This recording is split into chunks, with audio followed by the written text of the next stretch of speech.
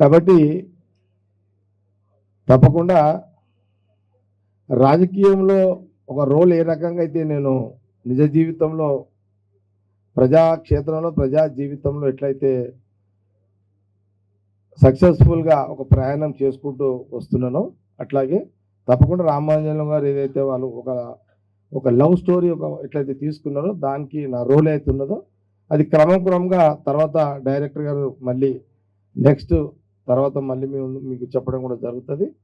అందుకే నా కూతురు జయలక్ష్మి పేరు మీదనే ఈ యొక్క సినిమా జయలక్ష్మి సినిమాస్ అని పెట్టడం కూడా జరిగింది. మరొకసారి తెలుగు ప్రజలందరూ కూడా ఉగాది పండుగ శుభాకాంక్షలు తెలియజేస్తూ అందరికీ నా నమస్కారం.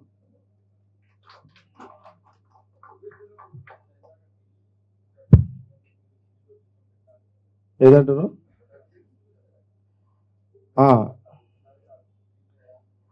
ఏదా స్క్రీన్ మీద ఇప్పుడు టీజే మీరు రిలీజ్ చేసింది, డైరెక్ట్గా రిలీజ్ చేసిందా ఆ పోర్షన్? అవి నా వర్జల్ స్టైలే కదా, అది నేనేమి యాక్టింగ్ కాదు కదా, అసలు రోల్ చేసినట్లా అసలు అట్లా ఉండదు రోల్. అది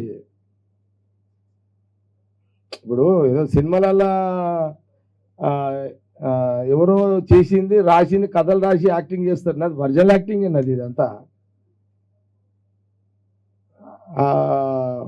అమ్మా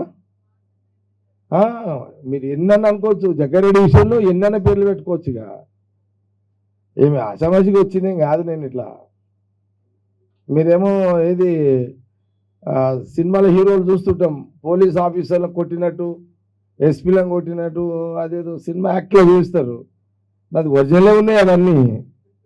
నేనేం యాక్టర్ కాదు, ఇవన్నీ ఒరిజినల్స్ ఉన్నాయి నాకంతా.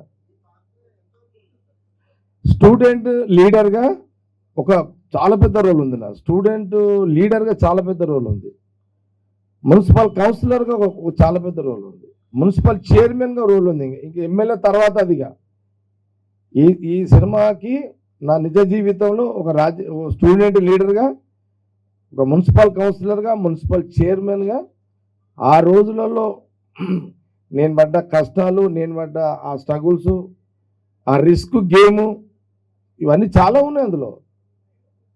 ఆ రోజులలో ఏదో మామూలుగా నేను బ్యాక్గ్రౌండ్ తోటి వచ్చి కాదు, అంటే నాకు ఎవరో బ్యాక్గ్రౌండ్ ఉండి కాదు, ఏం బ్యాక్గ్రౌండ్ లేదు. నా కథ, నా రాజకీయ కథ నేనే రాసుకున్నా, స్క్రిప్ట్ డైరెక్టర్ని యాక్టర్ నేనే. నా దాంట్లో నాకు ఎవరో రాసి ఇచ్చింది కూడా కాదు ఇది. ఇప్పుడు హీరోనే చూడాలి, మా మిస్సెస్ని అడిగి చెప్తాం మళ్ళీ, నా భార్యని అడిగి చెప్తాది. మరి అది యాక్షన్ పార్ట్ అంటే డైరెక్ట్గా చెప్పేటప్పుడు చెప్తారు, నేను మీద చెప్తా. ఖాళీ డైరెక్టర్ పాత్ర కూడా నేనే చెప్తే ఎట్లయితుంది మళ్ళీ అది.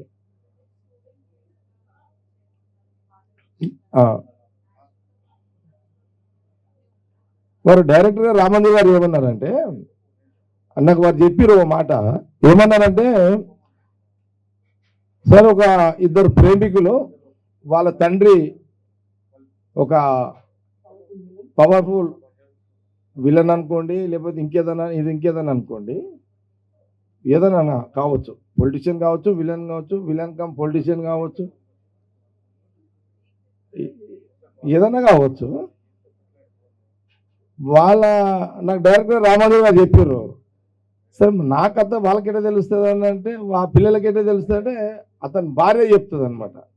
అతని భార్య కొంత నా గురించి తెలిసిన వాళ్ళు ఉంటారు కదా, జగ్గారెడ్డి గురించి, వాళ్ళు చెప్తారనమాట. వాళ్ళు చెప్పేటప్పుడు స్టూడెంట్ లీడర్గా ఇట్లా, కౌన్సిలర్గా ఇట్లా, చైర్మన్గా ఇట్లా.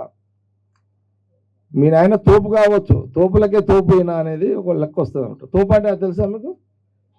అంటే మన తెలంగాణ యాసలో తోపు అంటే మనం యుద్ధంలో చేసి వాడతాం చూడు, తోపు అంటారు దాన్ని. ఏమంటారు నరసింహరావు? వెపన్, అదేదో అంటారు కదా, అది అనమాట. అంటే ఒరిజినల్గా నేను మీద చెప్తున్నా, ఇంకా చెప్పొచ్చా డైరెక్ట్ గారు? అది నేను అందుకే అడుగుతున్నా, మళ్ళీ ఇంట్రెస్ట్ పోతుంది, వారికే వదిలేస్తున్నా సస్పెన్స్ అంతా. కానీ ఒక మాట జనాలు నచ్చుతారు. నా నిజ జీవితంలో ఒక 4 అంశాలని, అందులో నా కష్టము, నా బాధలు, నా ఆవేదన, నా ప్రయత్నాలు, కుట్రలు, నా మీద జరిగిన కుట్రలు, కుతంత్రాలు, అంటే స్టూడెంట్ లీడర్గా ఉన్నప్పటి నుంచి చెప్తున్నా.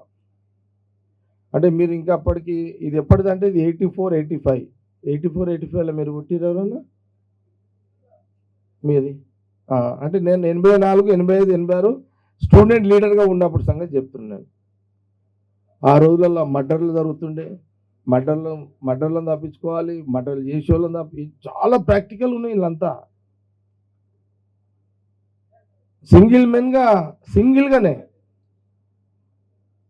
ఇప్పుడు నా ఏమంటే 50 మంది 100 మంది ఈ ఎస్కాటు. ఇప్పుడు కూడా నేను డైరెక్టర్ గారు, నేను ఇప్పుడు కూడా పోలీసు వాళ్ళు ఎస్కాట్ పెట్టుకుని, నేను ఎస్కాట్ ఉండదు నాకు. దానికి ఒక అర్థం ఉంది, ఎస్కాట్ ఉండకూడదు, అది ఇప్పుడు చెప్పా, తర్వాత చెప్తా మీకు. అది సినిమాలో చెప్తా, సారీ, అది కూడా పాయింటే.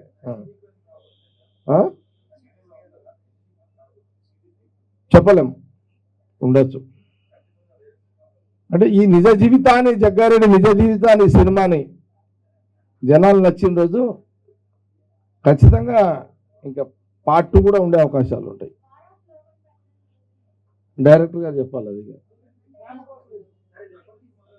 ప్రేమలే కదా. సరే, ఒకటి అంటే ఇందులో నా ప్రేమ కథ లేదు, మళ్ళా లేదు, నేను నా భార్య ప్రేమ కథనే, కానీ మా ఇద్దరు ప్రేమ కథ లేదు ఇందులో.